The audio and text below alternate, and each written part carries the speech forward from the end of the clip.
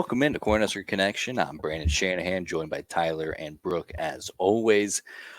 Boy, first winners lounge that we've had. How fantastic is this? How good are the vibes? Feels great. I'm Took happy care to of be here. business. I mean, I feel like we've had a rough go at it, and especially with 0-3 record in the realm of possibilities. And I mean, this feels great. I mean, I don't want to like over celebrate a win against Northern Illinois by any means, but I mean, 0-3 would have been disastrous. So I mean, avoiding that and looking good as they did, huge win. Vibes are great. Yeah, as I said to start the season or before the season, like these are two games that you have to win, and right now we're 1 for 1 on games you have to win. Yes, sir. Perfect. So I mean, just kind of getting right into the Nebraska Northern Illinois game. I kind of went in a little bit, pessimistic about it because as 10-point No, favorites. no way. I mean, the What? vibes for me No were way. so worn after seeing Yeah. how bad Nebraska looked offensively the first couple of weeks that I'm like, there's no chance that Nebraska looks good enough to really, get me back and get me excited. And I was proven wrong. I was really happy with that game. Heisman Haarberg, at least that's what the people are calling him, looked very solid. And I think he looked better than I even expected him to. Because I've said this whole time, we don't need a quarterback to make flashy plays and show off the Joe Milton cannon or make guys miss like Caleb Williams. You just need somebody to run the offense and get the ball out to the playmakers at B. So I was just really impressed with him. Long term, probably not a huge fan of how physical he was, but I thought that was really cool to see. It seemed like the guys really kind of rallied around him. The coaches, called a much better game for him than I probably expected him to. Again, it's Northern Illinois, so I don't want to get too deep in my Heisman Haarberg bag, but I'm super juiced. Yeah, it almost looked like they script the game plan around the quarterback that they have, instead of making him do other shit that probably doesn't suit him. But not to take anything away from Haarberg, he looked great. Like I was telling Brooke and I watched the game together, and the first drive when he put his shoulder down and went through a defender, I was like, hell yeah, I'd love to see that. And every time after, I'm like, all right, dude, all right, hey, let's Chill out a little bit. reel it in here, yeah. But it was a great game. Defense still looks great.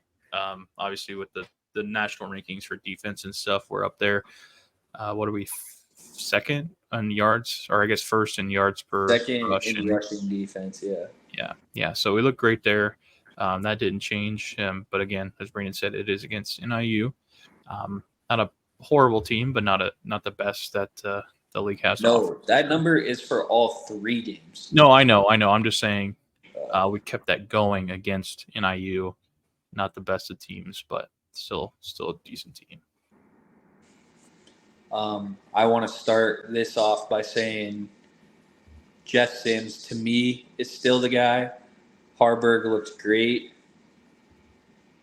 But like what Tyler was saying, the game plan for him was way better than the game plan built for Sims in the first 2 games. So, and yes, I get he's younger and he's never played major college football, so they did baby him a lot more than they would Sims.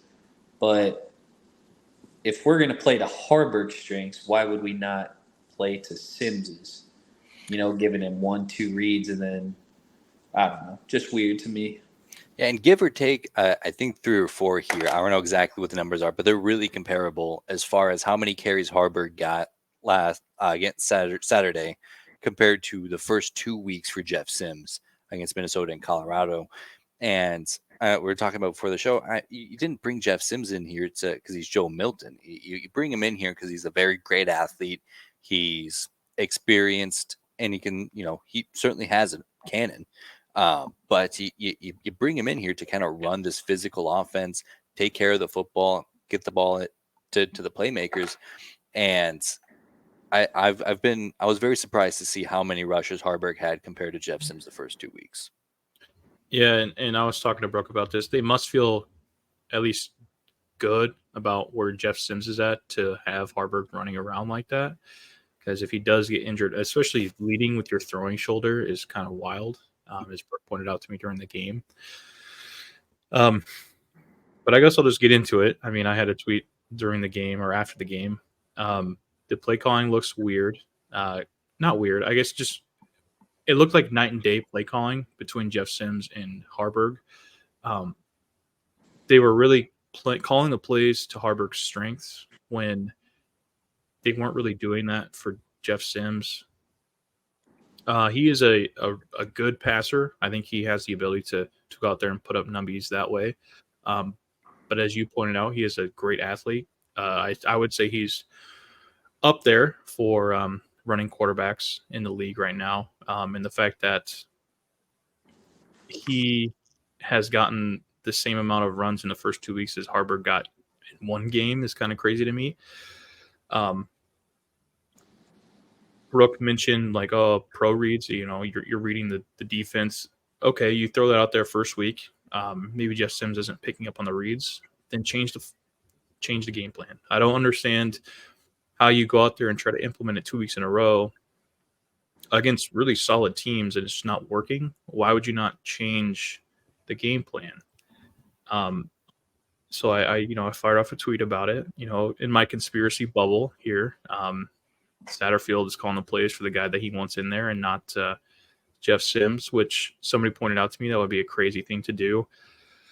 And he mentioned the fact that he was in the room for the quarterback process, picking the quarterback. But to that I say, Matt Rule brought him over here for a reason. If you sit there and tell Matt Rule no, he's just going to laugh you out of the room and say, oh, well, it doesn't matter what you think. I'm playing Jeff Sims. And I do think Jeff Sims is the guy. But the play calling has to be a little bit better for him, I think. And not taking anything away from Haarberg because he did play a great game, except for that one fumble where Nebraska fans thought the sky was falling down again, even though that was a tough play for Haarberg. That fumble is 1,000,000% on the offensive line because it was a play action and he was immediately throwing a quick slant and he got hit as he was throwing. I don't put that on him at all. That's not a whole lot he could have done differently.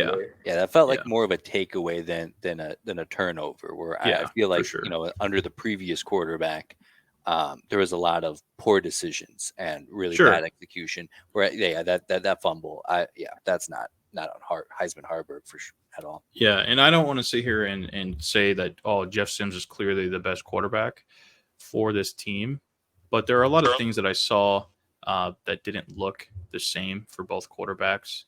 But I'll hop off my soapbox and I'll hang up and listen and just ask you guys one question. Do you think the play calling was different or do you think Haarberg was the difference? It was absolutely different. And if you thought it was the same, I feel like you probably weren't watching the same game as everybody else. Haarberg did the best with what was given to him, and he went out there and other than the one early turnover, he looked the part. He didn't throw any picks. His receivers actually didn't help him out, dropped a few, and he ran the ball when he was supposed to. He did his job, and that's all he did. When I was looking at the stat of ranking Big Ten quarterbacks, he literally fell right at 7 right there in the middle. So, while it was impressive that he didn't turn the ball over for us and helped us get a 20-point win, it was still pretty standard play, not anything special, I thought. Agreed. I definitely don't think he has a very high ceiling at all. Despite me, I changed my keyboard settings, so whenever I start to type Har, it comes up as Heisman Haarberg. So with that aside, I don't think the ceiling's very high, but I think you kind of have to sit back and reevaluate expectations here. We're 3 games into the season. The Big Ten West looks somehow even worse than kind of expected going into it, and I think Jeff Sims has a higher ceiling. If you have really high aspirations as far as winning a Big Ten championship, you need a good quarterback to kind of come in and make some big plays, in some of those bigger games. But I'm looking at it we don't need that. We just need somebody, like Brooks said, to do their job and to go out there, take care of the football, lay the wood every now and again with the shoulder. I'd rather it be his left shoulder than his right shoulder. That's crazy. It's crazy to me. But I think Can't do that. that's where I'm looking at, quarterback wise. The ceiling's definitely higher with Jeff Sims, but and again, they play different competition, so I don't want to jump off the Jeff Sims bandwagon so early and so aggressively. But that we've also seen a really low floor with Jeff Sims. Something that is so disgusting to me, like off of what Brandon said, like looking at the Big Ten West, is imagine we don't have the 2 turnovers late against Minnesota and we win that game 10-3 like we probably should have. Imagine being 1-0 with how bad the Big Ten West looks right now, with having the tiebreaker over Minnesota. Minnesota being 1-0 right now in the Big Ten West is probably the favorite right now, just because Wisconsin looks bad, Iowa looks bad, Illinois looks really bad. I mean, who's left? I mean, it's crazy because I still think even at 0-1, I don't think that we're Yeah, that far we're off. definitely not out of it, but Yeah, that would have been a huge one to get. and I was in my mind, like, I thought we had a chance to beat Iowa. I was chalking the Wisconsin game up as a for sure loss. And now looking at that game, if we get some stuff figured out, Wisconsin does not look unbeatable to me. And then you also look at Michigan State now. They don't have a coach. That game looks a whole lot more winnable. So, I mean, that's 2 wins that I probably thought realistically we're closer to losses than wins. And now I'm like, those are toss-ups, I think. Maryland looks like our toughest, or outside of Michigan, obviously. Maryland down the stretch looks like our toughest game. And I think that's why you got to go with the guy who has the higher floor.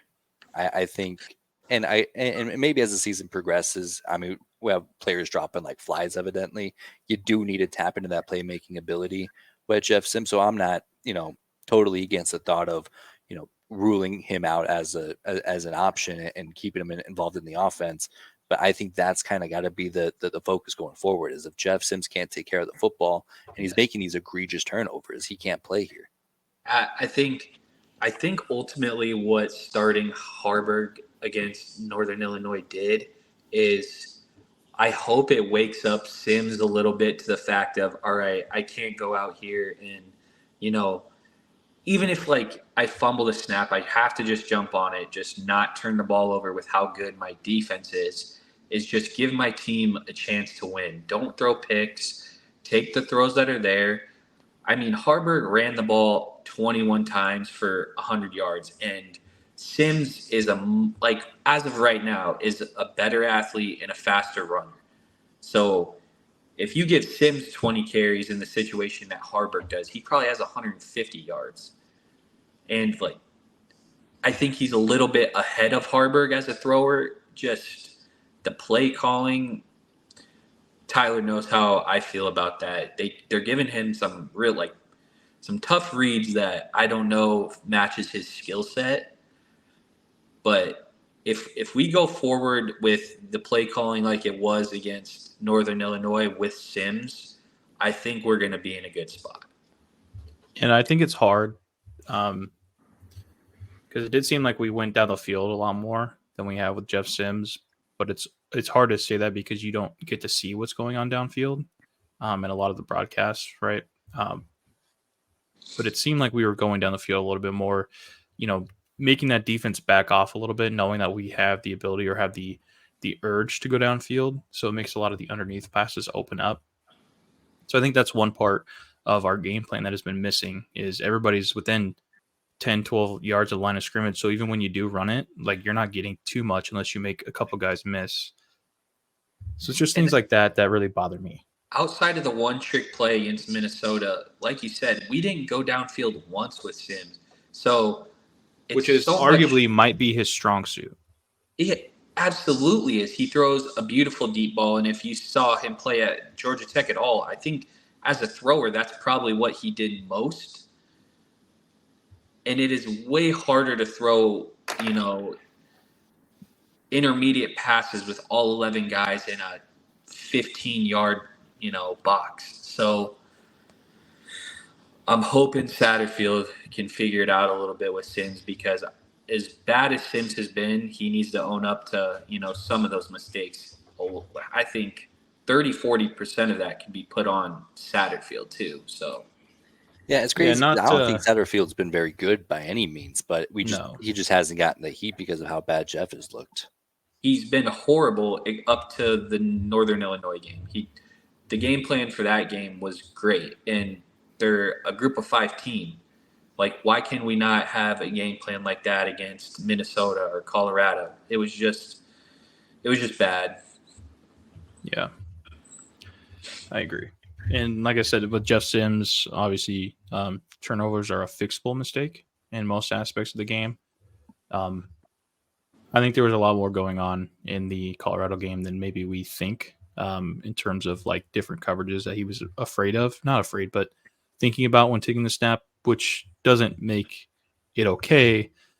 But I think there was more going on there with that game, because I think that game was way worse than it was with Minnesota. Obviously, he had 2 or 3 interceptions in that game, but I think You can tell Sims has a lot more to process than Haarberg did against Yes, Northern Illinois. yeah. And that's what, if it is Sims against Louisiana Tech, that's what I would like to see it look more like, is don't give him so much to process and let him be the athlete he is, Yeah. and make him a little more confident in himself.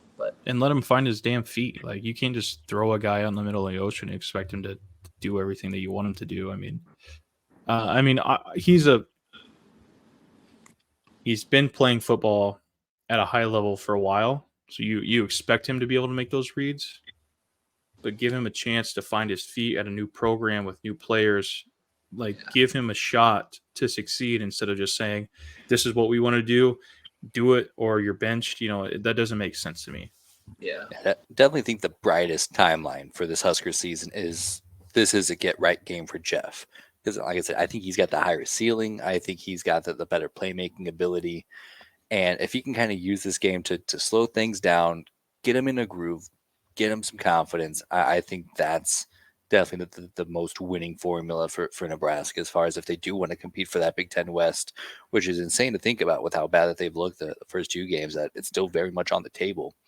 And I do got to give Jeff, a little bit of the benefit of the doubt. Going on the road, new program, 2 Power 5 teams. Minnesota doesn't make it easy, and Colorado. I mean, everything that comes with that game and the rivalry and the Coach Prime phenomenon, like that.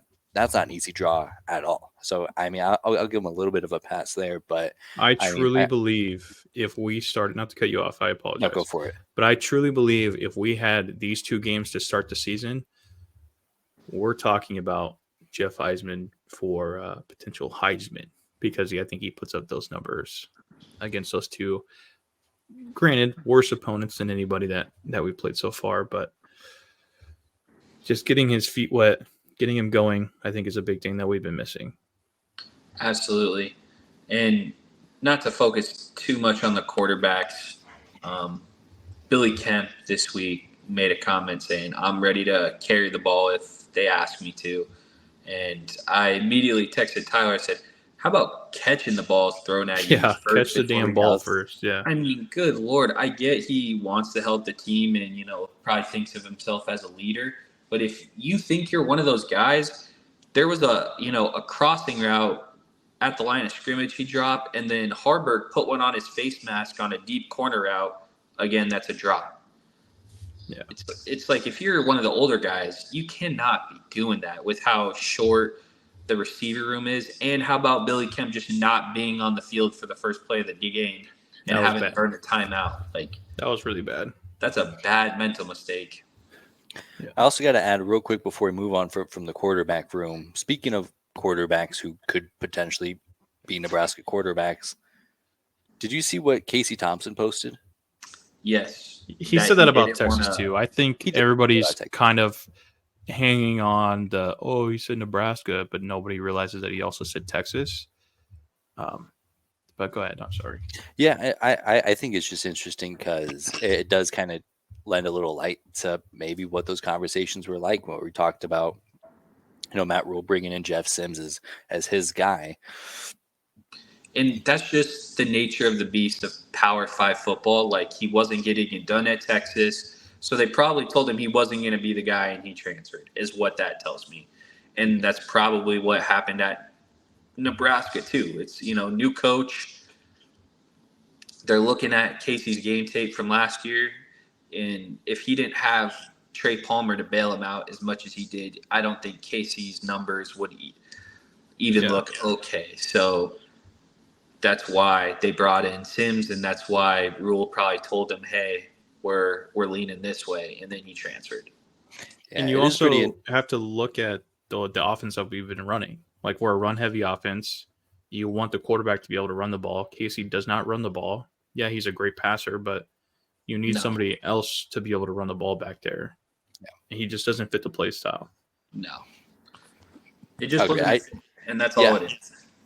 Yeah, and I think the only bit of skepticism that comes with that is, well, yeah, Texas replaced him with Quinn Ewers, we replaced him with Jeff Sims. So I think the quality that you go there, but that comment that was made to him, what a loser, what a dumbass comment. You quit on every team. Why don't you go? Yeah. Oh, yeah. So yeah, stupid. that bugged me so much. That's to that guy, like, that guy's a casual. Like, he doesn't know ball. And I don't think Casey should even think a second about what that guy said. So no. It is pretty crazy for a casual to be in the comments of a Florida Atlantic quarterback. Well, I think he's like a casual Nebraska fan that saw his post and he's like, "Oh, you quit on this team," or even a Texas fan. Yeah. "Oh, you left and you just, you quit." Like, whatever, dude. Grow up. I did think that the whole Casey Thompson injury is very heartbreaking, and that is very sad. Yeah. Because I agree. You don't wish that on anyone, and especially someone who was as classy and carried himself the right way. And he had some good moments at Nebraska. Just, it didn't work out, and that's okay. We need to let it go. Yeah, I'll never let it go. I miss him, but maybe Jeff Sims can turn that around. But nonetheless, as you mentioned, a lot of other players on the field that play football other than quarterback. You mentioned Billy Kemp disappointing. Maybe that's why he wants to take carries, because he knows he can't catch the football anymore. Another one that kind of caught my attention. Still a little bit of the drops, but still it seems like he's getting better week by week. Is Thomas Fedoni. Back-to-back weeks where he scores a touchdown. How are you guys feeling about him? I love that he shushed the crowd, because people in the state of Nebraska, like, Nebraska is the big show here, and people are very hard on Nebraska when they lose. And for a kid that battled injuries and wasn't where he wanted to be, and there's people talking about him all the time, for him telling him to shut the fuck up when he scored, I love that. Big fan. Also a big fan. Yeah, and it's certainly when he committed to Nebraska, you would have hoped that by this point he would have had more production. But like you said, injuries, the whole program's a lot worse off than I would have expected, at that time. But I see a lot of progress with him. Again, a little bit of the drops here and there, but he looks like the real deal. He looks like everything that we could have hoped for. Just hope that he stays healthy and he can kind of keep getting better. Absolutely. I mean, and he was out all last year with a torn ACL, correct? Mm-hmm. So, I mean, this is his de facto freshman season. Yeah.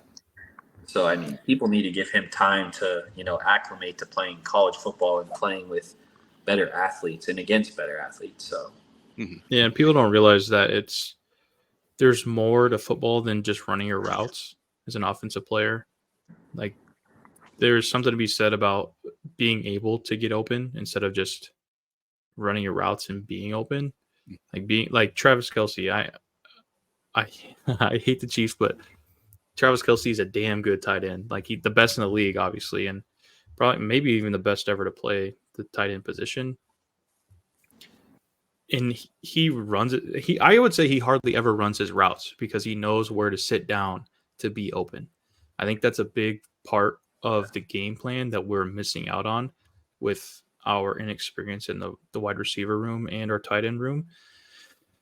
So just learning that aspect of the game is way, way more important to me than just being able to run a route. Yeah. And that's why, to me, it's crazy that Marcus Washington doesn't get more targets. and we don't get him involved. Like, I think he has 8 or 9 catches on the year, and we've only thrown to him like 10 or 11 times. I think he's a really good player, and our wide receiver room is thin, but we need to stop running the ball in these power heavy looks against 9 in the box. We need to throw the ball deep to open it up a little bit. And if Anthony Grant can look like how he did sporadically last year and not turn the ball over, I think we're going to have a pretty damn good offense. So Yeah, and I could be wrong about this, but I don't really feel like Washington played too much week 1. Am I wrong? I think he did. We didn't target it. Yeah, it wasn't very involved if he did. Okay. I just don't really remember seeing him even on the field, but that was also during my bachelor party, think they so I probably- don't really remember much. What else do big thing is you remember rotating about that? guys Let's start in. there. Yeah. They're big on rotating guys, but Yeah. Yeah, I remember one of the interceptions in the half. Yeah, I remember the Anthony Grant fumble. I remember that fantastic catch that the Minnesota wide receiver made. That's about it, I think. I mean, that's pretty much the game. Oh, I remember the bounce pass to Jeff Sims for a touchdown. That was sick. That was pretty sick. Just needed. Why don't we just do that every time? Yeah, run the touchdown play. yeah, run the touchdown play. Are you guys very concerned about the offensive line? They haven't looked as good as I expected by any means. I was telling Brooke during the game, I was like, they look so much better than last year, but they're still not good. Yeah. I think once Teddy comes back, I don't even want to attempt to say his last name. I think that's going to make a big difference. Yeah, absolutely. I think the two problem children right now are Ben Hart and Corcoran, and I hope they can figure it out. If not, we got to get Teddy in there. Obviously, he played really well when he was healthy, but if you're not available, it's how good are you? He's practicing. He's back. Should be. He might even be back this week. They keep saying how close he is. So it's a matter of time before he actually plays. NIU is the best defensive line we've seen to this point in my eyes, and you could argue maybe Minnesota. And our offensive line looked better against Minnesota, but we're going to be seeing Michigan, Wisconsin, Iowa with some guys with some NFL talent. I don't know about the teams in between. Maybe Maryland or Michigan State has a guy or two. We need to be better on the offensive line. We already have improved, like Tyler said, from last year, but if we want to win 6 games, we need more from them. And that's another one of those positions that takes time to get going throughout the season because of all the rules now. Right? Like you hear it a lot in the NFL. Like it's hard to be ready week 1 as a lineman, as an offensive lineman, because you don't really get too much action leading up to the season. So I do think that they're going to come together better than they are before. Do I think they're going to be a great offensive line? No, but I do think that they're going to end up being serviceable enough for us to win games with them. Yeah, I hope it's just a cohesion issue as opposed to a talent or a strength or a speed issue, because I definitely saw a lot of promise through what they were doing in the offseason with them, and it just hasn't come together. And I hope that, like you said, it's just about getting live reps, and we're comparing them to offensive lines who get, cupcake games to start off their season, not going on the road back-to-back games against Power 5 teams. Yeah, I believe it's going to come around pretty soon. Well, perfect. Last thing I wanted to talk about, we have our updated rankings. I mean, not a whole lot has changed here. But I probably should have asked this question when we started doing this segment and putting out our own rankings. But when you guys are putting together your rankings, what are you ranking? Are these supposed to be what it's going to look like at the end of the year? Is this a snapshot where we're at now? Is this, just kind of the whole picture, kind of factoring in who they brought back and last season's success? What do you look for? For me, it's game by game. I mean, Florida State was so close to being in my top 10. Kind of put up a stinker against BC. I just couldn't find it in my heart to put them in my top 10. It was a really tough decision. Took me, sleepless nights thinking about them and putting them in my top 10. Just couldn't do it this week, unfortunately. I mean, Tyler is the Long John Silver's of college football. On by a thread, delusional. Oh, we still get customers. That might be the meanest thing you've ever said to me in your life. That is a crazy comparison.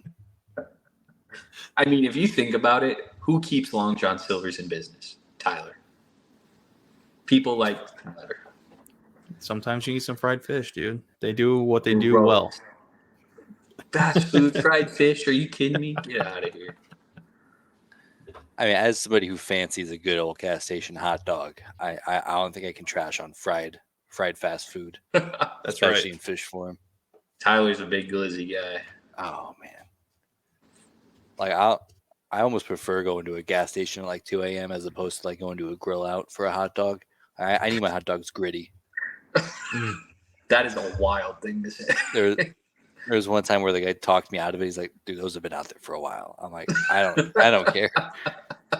He's like, "Please don't." I'm like, "Well, you don't have to charge me for them, but I'm not leaving without these hot dogs."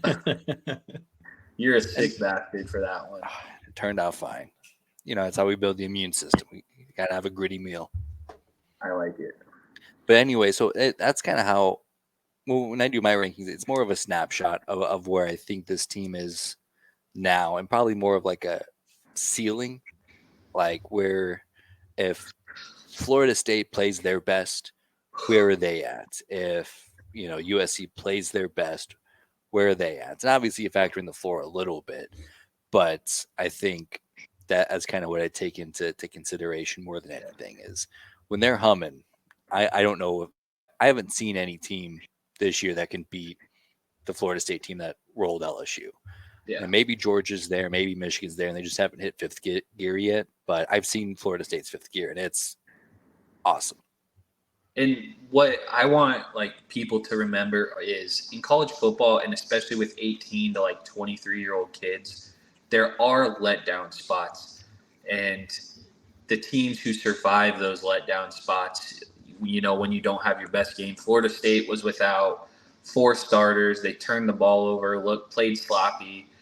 But all that matters at the end of the day is that you get the win in those games that you're not at your best, I feel like. Yeah, I think we've gotten so accustomed to seeing that S tier in college football really just blow the doors off of everybody that they play.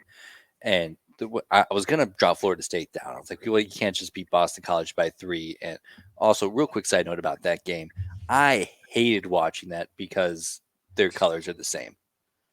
And I think Boston College was even wearing gold at home.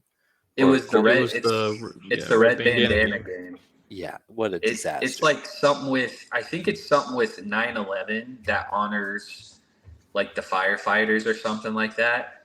And Boston College, I feel like every year gets up for that game, and Florida State just does not want to be there. Man, I wish I would have known it had such somber ties before I started on I hate this rant. But nonetheless, it is what it is. But I hate. I had no idea who was who, and they didn't play much different either. So I just want it on the record. I do hate terrorism as well. I know Tyler probably supports it, but don't you put that on me, you son of a bitch. Well, you didn't say you hated it, so unless it's in Iowa City, there's no place for terrorism here in this country. Agree. I support that. All right. Took you a while to get there, but I'm glad you know you don't like terrorism. My God. Real hard take there. But like I said, I was going to drop Florida State down. But then I thought last year, I was looking at the rankings and how things progressed throughout the season. In Georgia, they beat Missouri by 4, and they were dropped from 1 to 2. And we know how the rest of the season played out. Georgia was still by far the best team in the country. That demotion was certainly an overreaction. And I think that's kind of what we're looking at here is. And I think when you look back, even 5 or 6 years ago, you'd see teams like Ohio State stumble and get, beat up by Indiana or Purdue or these lesser teams. But then they figure out how to win these football games. And that translates to when you're playing those bigger games, you figure out how to win those games where you don't quite get that when you're blowing the doors off of everybody every year or every week. Yeah, there's a lot to be said about being able to step in the face of adversity and still come out on top. But my hatred for Florida State is too strong, and they couldn't break the top 10, unfortunately. It's crazy that you hate Florida State more than you hate terrorism, is all I'm going to say. That's my big takeaway. Yeah. Whatever you say, dude. Paint me in this box. Well, I'm just using your words, what you're saying. I see. So as I'm looking here, kind of the big takeaway here is that from our rankings, like our composite rankings, Alabama's out of the top 10 for the first time this season, and Oregon is in the top 10 this season. Alabama, they're not in mine. I don't think any of us had Alabama in our top 10. Do you really think that they're that bad? I don't think they're good. I truly believe there's a chance that they lose this weekend to Ole Miss. They got to get that quarterback situation straightened out. Being tied with USF 3-3 for most of that game is pretty atrocious, if you ask me. Yeah, their offense just does not look good. They have a stellar defense, I'd say, but their offense is not keeping up with their defense. They're not the same Alabama that they once were. I'm sure I'll be eating those words at some point in the season when they're back in the playoff, because of course they will be. But right now they don't look great. Yeah, I want to throw a guarantee right now on the fact that Alabama will not be in the playoff. Ooh. I'll guarantee. I don't hate that. Yeah, they definitely don't look as good. And my three big takeaways from that game is, first of all, Nick Saban's never going on the road and on conference again. It's crazy that he went to South Florida, and then even going to Austin last year was very out of character for him, and that almost turned out pretty bad. I also think it goes to show that you don't need a great quarterback, i.e. Stetson Bennett winning back-to-back national championships, but you can't have a bad quarterback. And I have a theory, and I've heard this thrown around. I think Joe Klatt threw it out, where it seemed like against South Florida, he threw out the other two quarterbacks and see, do either of them have anything? Because I've seen what Jalen or what Milroe can do. But do either of these guys have anything? No. Okay, we'll probably go back to Milroe here moving forward. And I don't think he's bad, but I also don't know if they have the high-end talent around him. And then my third takeaway is how much assistant coaches matter. Because I think when they were at their peak in their heyday and just rolling through the entire country, they had guys like Jimbo Fisher, not Jimbo Fisher, Kirby Smart on his team, and Mel Tucker what was on that staff, and just a lot of really talented assistant coaches. Bill O'Brien there for a couple of years, Steve Sarkisian for a couple of years, Lane Kiffin for a couple of years, like just actually really good head coaches, minus the Mel Tucker part. But I mean, I don't know if he has any of that now. And I think that's the biggest drop off as far as production, because when you have those guys, it can elevate everybody else. So even if you have, a quarterback, I guess they haven't really had a bad quarterback recently, but nonetheless, I think that's a huge downgrade. And I think we're seeing that kind of unfold in front of us. What, you don't like the Bill O'Brien pickup? I like Bill O'Brien. Well, he's the OC, right? No, the. Oh no, he went back to the Patriots. Wasn't he there last year though? Yeah. Now they got the guy from Notre Dame. Yes, that's right. Hey, hand up. Tommy Reese, yeah, that's on me. Hand up. I got nervous. But yeah, I know exactly what you're saying. In college, I feel as though, well, at both levels it makes a difference. But in college, I think even more so, they're able to scheme around the guys that they have and their strengths, and their weaknesses don't show up as much if you have the talent around them. I just think offensively, they're not there like they were the past 20 years. Like, listen, sometimes with 4 and 5 star guys, every now and then, some of them don't pan out the way you thought they would. I mean, look at Nebraska. And that's the thing I think with them right now is they do have some good wide receivers. They do have a good O-line, but running back and quarterback right now, I think they're very average. And when you have an average quarterback, it it's hard to win in spite of your quarterback. Like, quarterbacks can make up for a lot, but when you have a guy who can't put the ball where it needs to be when it needs to be there, it's going to make your offense look a lot worse than it really is. Oh, good deal. Yeah, I'm right there with you, and I think Oregon's a really good fit to replace them in our rankings. They've looked nothing but absolutely spectacular. Well, perfect, fellas. Well, that's about all I had. Is there anything else you'd like to add before we wrap up for the day? I just love you guys, and go Big Red. Go Yes, Big sir. Red.